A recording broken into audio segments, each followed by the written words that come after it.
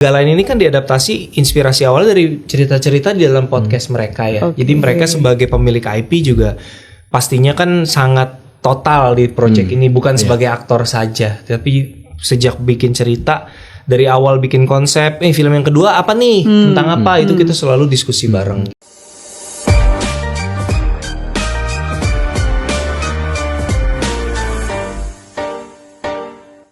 Jadi ada kabar baik dari Ko Ernest karena Apa tuh? Agak Lain 2 mau rilis ya. Boleh dong cerita-cerita sedikit nih. Agak Lain 2 ada bedanya ya Ko Ernest. Informasinya banyak yang memberikan ide-ide di dalamnya. Nah, boleh dong ceritain sedikit? Agak Lain 2 ini kita kasih subjudul Menyala Pantiku. Akan tayang 27 November. Jadi Menyala Pantiku ini pertama-tama aku mau jelasin dulu mungkin konsepnya Agak Lain sebagai sebuah franchise atau IP. Kita terinspirasi dari Warkop DKI, Pak. Jadi mereka setiap kali membuat film baru ya udah film baru Agi aja gitu. Ntar di sini jadi polisi, ntar di sini jadi anak kos, ntar di sini jadi apa gitu. Jadi nggak harus bukan sebuah sequel ataupun spin-off ataupun prequel. Kenapa? Karena kita pengen yang paling menarik buat kita itu kan story. Imaginary itu sangat believe sama story. Jadi kalau kita setiap film kita start fresh, kita nggak terikat sama film sebelumnya. Kita bisa bikin cerita apapun gitu. Jadi kenapa judulnya Agak Lain 2 ini Menyala Pantiku? Karena ini tentang mereka berempat cerita jadi detektif memburu seorang buronan yang bersembunyi dan menyamar di dalam sebuah panti jompo. Ya, jadi ini bapak ibu yang mana atau pegawainya kah, pokoknya mereka harus infiltrasi ke dalam panti jompo itu. Kita masih pertahankan core values-nya film Agak Lain tuh. Pertama harus selucu mungkin, karena terutama di tengah berbagai gejolak di masyarakat, kita pengen kasih escapism lah Pak ya, 2 jam di bioskop ketawa-ketawa, bikin seneng. Dan kedua tetap walaupun komedi kita ada tulang punggung dramatik yang kita buat cukup serius gitu. Kalau di film pertama ada Oki dan ibunya, di sini nanti teman-teman bisa lihat ada apa. Nah, kasih spoiler dong. Ada apa? Ada ibu yang gendut itu yang mana? Iya, jadi di sini ada deh pokoknya. Nonton deh 27 November ya. 27 November. Kalau Pak Agung juga nungguin ya Pak? Oh ya nungguin. Ya kayaknya cerita itu ada misteri di panti tadi. Ada sesuatu. Jadi mereka ini kayaknya suruh ada mission dari kepolisian gitu. Jadi mereka berempat ini karena nyamar ke dalam panti yang kan ada cerita kan? Iya, enggak. Tadi enggak mau cerita. Iya, aku kasih bocoran. Yang 2 nyamar jadi pegawai, yang 2 lagi nyamar jadi penghuni. Jadi yang 2 ini harus di make up menjadi lansia. Tapi kok Ernest bener ya membuka untuk teman-teman pemain ini memberikan ide-ide di dalam film ini? Tidak selalu, tapi karena konteksnya ini Agak Lain ini kan diadaptasi inspirasi awal dari cerita-cerita di dalam podcast mereka ya. Jadi mereka sebagai pemilik IP juga pastinya kan sangat total di project ini, bukan sebagai aktor saja, tapi sejak bikin cerita dari awal bikin konsep, film yang kedua apa nih, tentang apa, itu kita selalu diskusi bareng gitu. Jadi based on pengalaman mereka? Hal-hal kecil di dalamnya based on pengalaman mereka, bercandaan-bercandaan internal misalnya kayak Bene nggak akur sama bapaknya gitu, misalnya itu dari real life situation misalnya gitu ya. Tapi ada juga tentunya kita tidak mungkin bisa adaptasi seluruhnya faktual gitu. Di film kedua ini ada juga yang sifatnya sangat berlandaskan dari hidup mereka nanti. Menarik nih Pak, jadi setiap pemain punya IP-nya sendiri-sendiri. Nah, perlindungannya seperti apa kalau misalnya dalam satu film banyak IP yang munculkan? Ya makanya itu tadi kalau saya katakan tadi bahwa sebenarnya film itu a bundle of right, sekumpulan hak yang ada dalam sebuah film. Jadi kontribusi dari orang yang ada di dalam sebuah film tadi itu juga merupakan bagian dari karya mereka. Jadi makanya tadi saya bilang ketika sebuah film itu dihasilkan, untuk melakukan editing pun juga harus minta izin kepada sutradaranya. Karena sutradaranya tahu nih yang mana yang kontribusinya dari scriptwriter yang masuk ke tadi, yang memang punya bagian tertentu yang memang berkaitan dengan ekspresi dari si pemainnya. Kan kalau gitu. Salah potong jadi jelek ya. Nah aneh. Itu dia.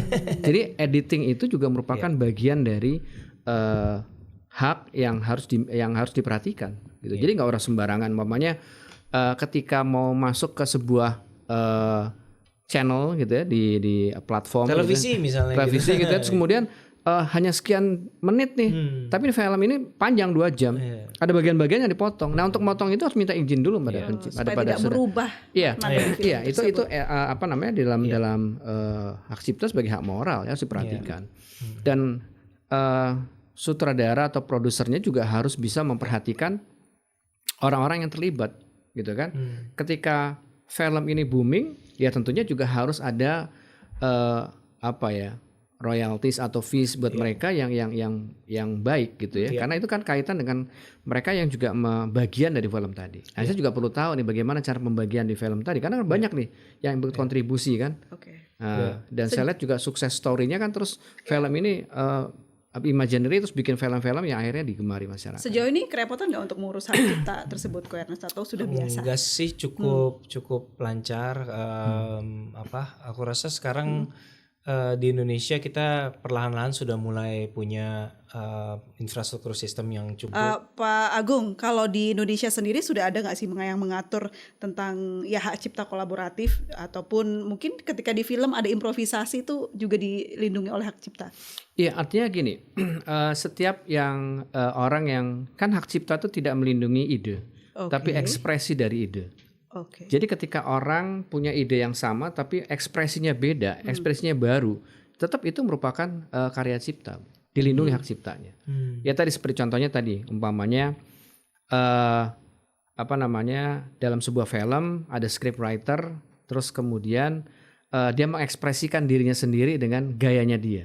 Itu merupakan bagian dari ekspresi dia, gitu, dari penampilannya dia, dan itu sebagai performer, sebagai pelaku pertunjukan itu dilindungi, gitu. Oke.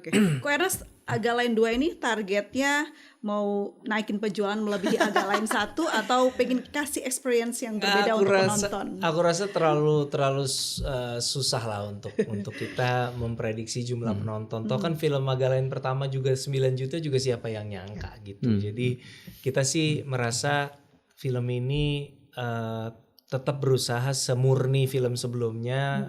Objektifnya sangat clear, yaitu bikin film selucu mungkin, menghibur orang sebanyak mungkin gitu. Kita pengen orang Indonesia bisa datang ke bioskop dan ketawa dan happy, at least selama 2 jam itu mereka happy gitu. Jadi itu sih. Ini yang menarik ya, kalau seorang seniman yang original gitu, yang murni bikin karya, dia tidak pernah membicarakan hasil.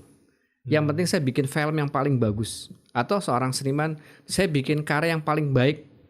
Saya tidak tahu bagaimana nanti, itu urusan nanti. Kan gitu. Sekarang kan berarti bikin film bagus, orang ketawa, udah itu that's it. Gitu, itu kan yang perlu diapresiasi. Yang diapresiasi. Nah, untuk bentuk apresiasi kita persilakan Ko Ernest untuk bilang ke masyarakat pentingnya menonton Agak Lain 2 di bioskop, bukan di TikTok, bener ya? Nah, berikan alasannya kenapa harus di bioskop bukan di TikTok. Iya. Kemana? Ke situ. Ya teman-teman, film Agak Lain yang kedua judulnya Menyala Pantiku bakal tayang serempak di bioskop tanggal 27 November. Tapi tanggal 15 dan 16 kita bakalan ada special screening menyambut tanggal 27, kita nonton bareng di 27 kota. Jadi kalau ada di kota kamu bisa nonton duluan, silakan cek informasi lengkap di Instagramnya imaginary.id gitu. Oke, terima kasih. Ada yang ingin disampaikan Pak Agung? Jadi ingat lagi, nikmati karyanya, pahami hukumnya. Pahami hukumnya. Jadi jangan bikin parodi, jangan bikin mutilasi film ya.